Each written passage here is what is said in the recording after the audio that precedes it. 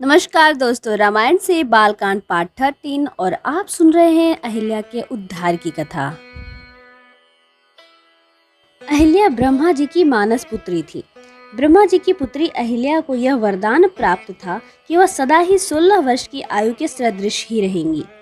ब्रह्मा जी ने एक स्पर्धा करवाई जिसे गौतम ऋषि ने जीता और अहिल्या को पत्नी रूप में प्राप्त किया। अहिल्या के रूप की चर्चा तीनों लोकों में थी।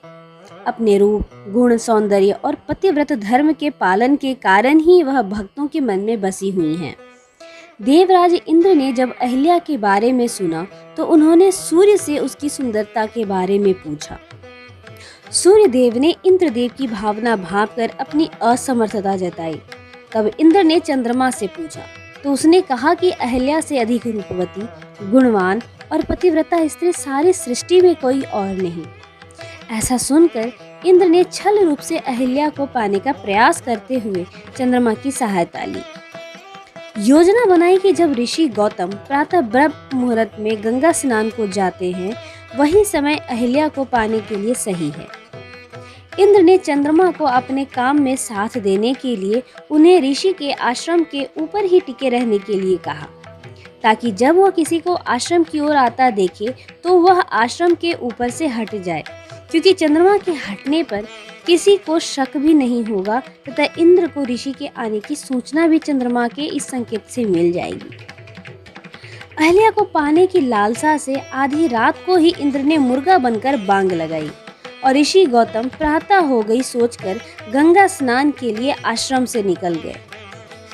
तब इंद्र ने झट से ऋषि गौतम का वेश बनाया और आश्रम में जाने लगे तो अहिल्या ने अपने तपोबल के प्रभाव से इंद्र को पहचान लिया और कहा कि यदि मेरे पति हो तो आश्रम में आ जाओ। इंद्र के छल की लालसा को देखकर अहिल्या ने उसे श्राप दिया कि तुम्हें कोढ़ हो जाए।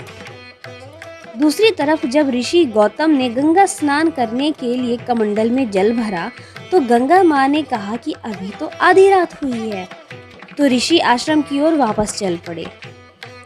आश्रम के बाहर उन्होंने अपने वेश में ही इंद्र को अपने साथ टकरा कर जाते हुए देखा और छत पर चंद्रमा को पहरेदारी करते देखकर सारी स्थिति को भांप लिया।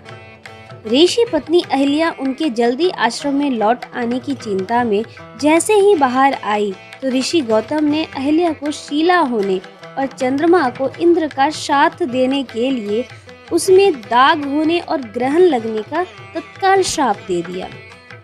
इसके प्रभाव से अहिल्या आश्रम के बाहर एक पत्थर की शिला बन गई।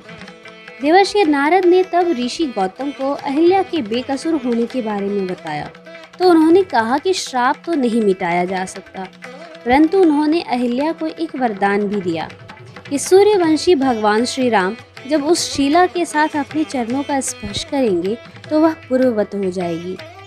धर्म ग्रंथों में चंद्रमा के कलंक लगने और ग्रहण लगने के बारे में भी अनेक कथाएं मिलती हैं, परंतु ऋषि गौतम का श्राप भी उनमें से एक है। मिथिला में राजा जनक के धनुष यज्ञ को दिखाने के लिए गुरु विश्वामित्र उन्हें साथ लेकर जा रहे थे। सारे वृत्तांत सुनाने के बाद ऋषि विश्वामित्र श्री राम से बोले, अतः हे राम, अब तुम आश्रम के अंदर जाकर अहिल्या का उद्धार करो। विश्वामित्र जी की आज्ञा पाकर वे दोनों भाई आश्रम के भीतर प्रविष्ट हुए। वहां तपस्यारत अहिल्या कहीं दिखाई नहीं दे रही थी, केवल उसका तेज संपूर्ण वातावरण में व्याप्त हो रहा था। जब अहिल्या की दृष्टि राम पर पड़ी तो उनके पवित्र दर्शन पाकर वह एक बार फिर सुंदर नारी के रूप में दिखाई देने लगी। नारी रूप में अहिल्या को सम्मुख पाकर राम और लक्ष्मण ने श्रद्धा पूर्वक उनके चरण स्पर्श किए। तत्पश्चात उचित आदर सत्कार ग्रहण कर वे मुनिराज के साथ पुनः मिथिलापुरी को लौट आए।